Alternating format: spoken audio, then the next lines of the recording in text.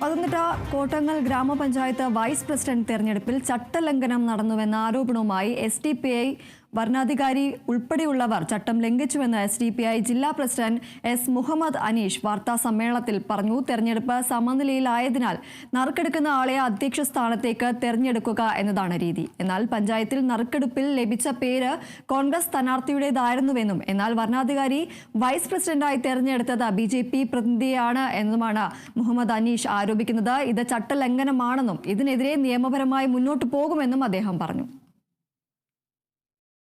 തീർത്തും ചട്ടവിരുദ്ധമായിട്ടുള്ള ഒരു തെരഞ്ഞെടുപ്പാണ് നടന്നിട്ടുള്ളത്. ഇലക്ഷൻ കമ്മീഷൻ നിഷ്കർഷിക്കുന്ന നിലയിലുള്ള ഒരു തെരഞ്ഞെടുപ്പല്ല നടന്നിട്ടുള്ളത്.